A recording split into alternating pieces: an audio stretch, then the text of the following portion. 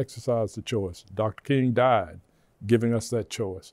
It may not always succeed, but by golly, you can always try.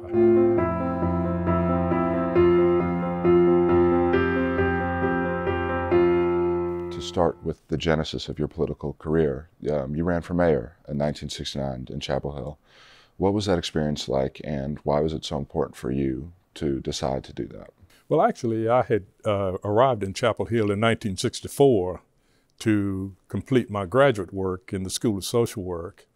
And before I completed the degree, I was invited to join the faculty staff at Duke to do research in early childhood education. Rather than living in Durham, I wanted to live in Chapel Hill, and found out very quickly that no realtor would sell us a house in an area outside of the traditional black section of town. We ended up buying the house.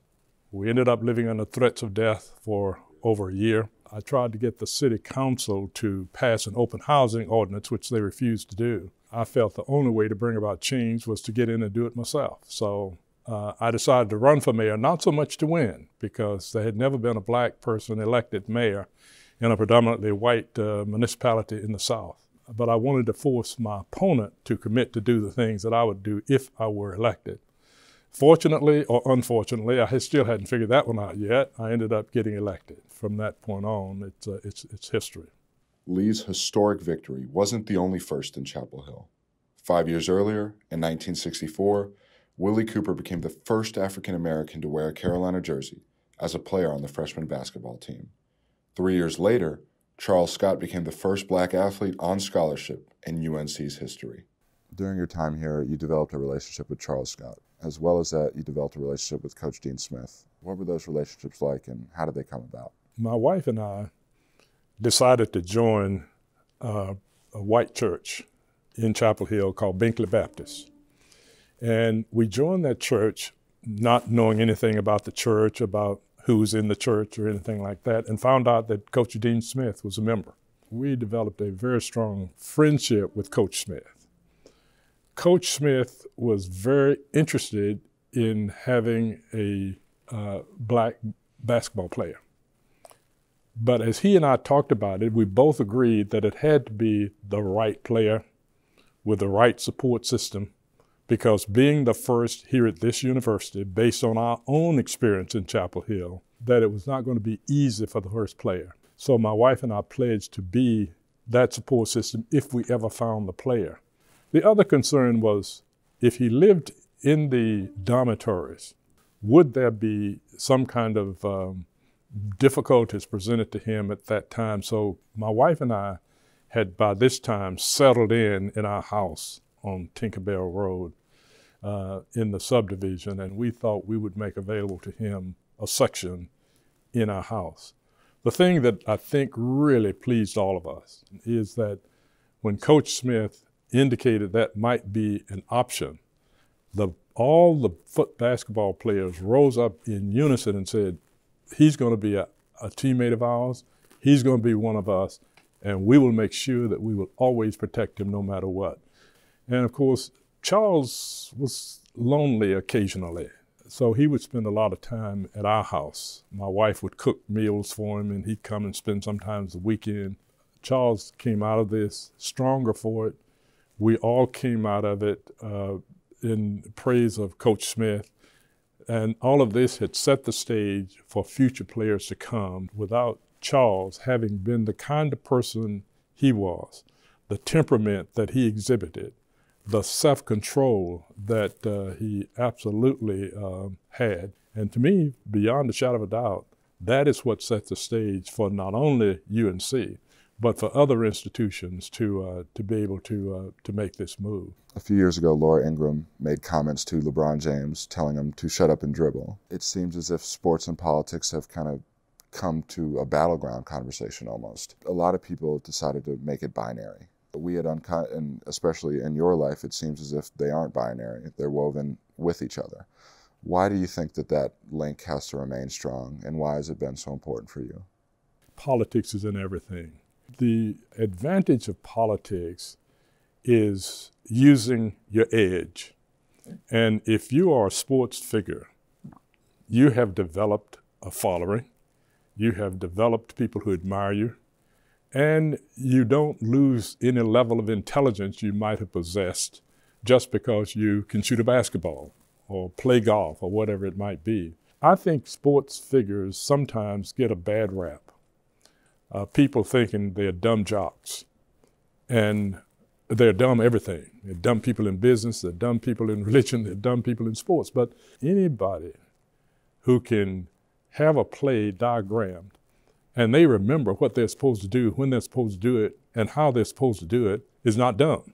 3 or 4 years ago, I went to speak to the football team here, and I said to them, you need to immerse yourself into the community in a way that, one, you recognize you're role models for kids, and number two, that you can be a change agent in terms of how people feel about themselves, because they'll listen to you, especially the youngsters will listen.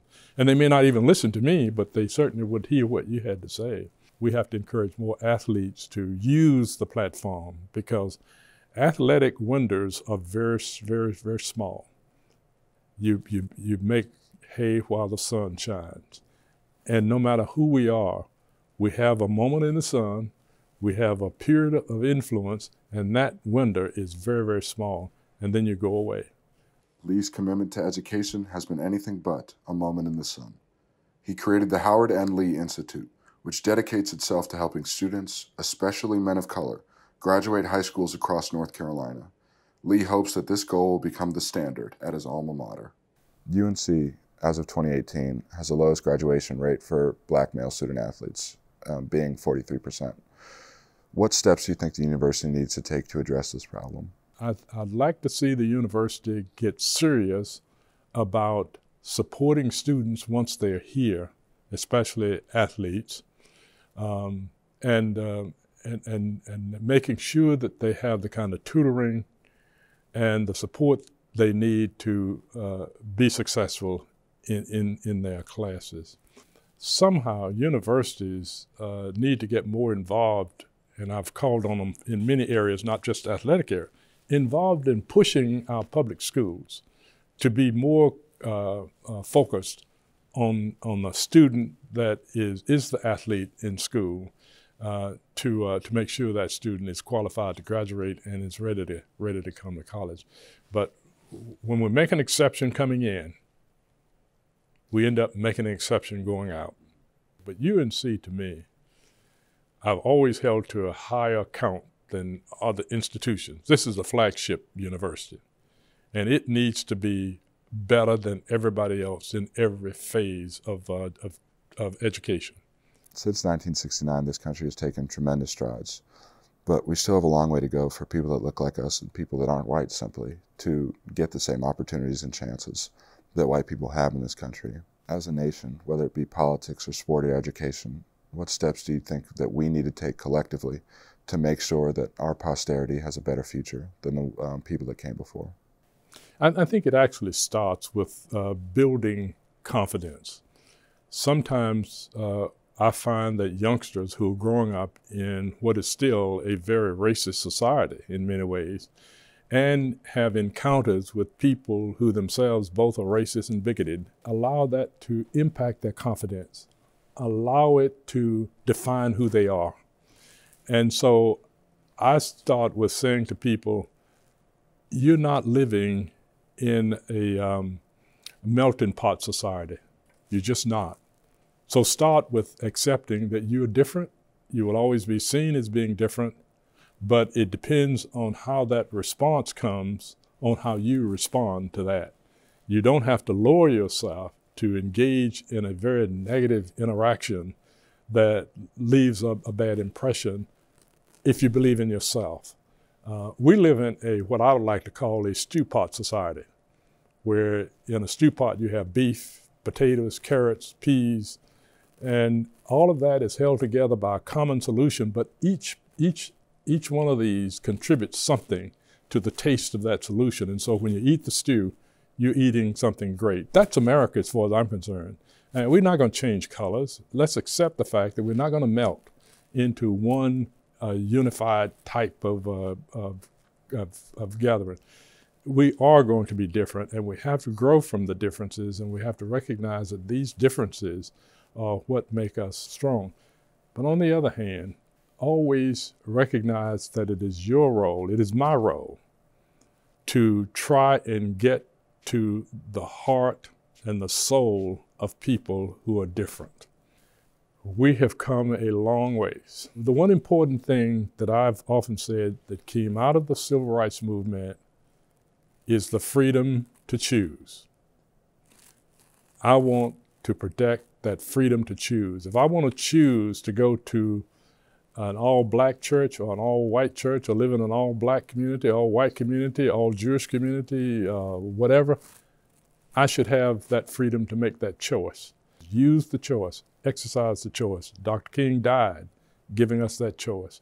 It may not always succeed, but by golly, you can always try. Once again, we want to thank you for your time. This has been an illuminating conversation, to say the very least. And I know that kind of with your answers and with everything that you've done up to this point, everything you'll continue to do, that people like you and hopefully people like me can help to provide a better future for all of us. So. Well, thank you a lot. I'm delighted you invited me to come. I appreciate the opportunity to chat with you. I don't know if anything I've said can be beneficial, but I hope that somebody will glean a little something out of what we talked about.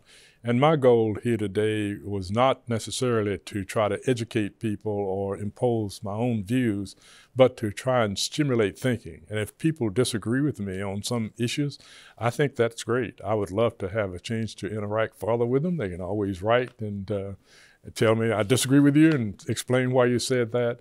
But I think it's important for us to always talk, to always communicate and share our views, and then we can interact and see if there's a place where we come together. And I think we can.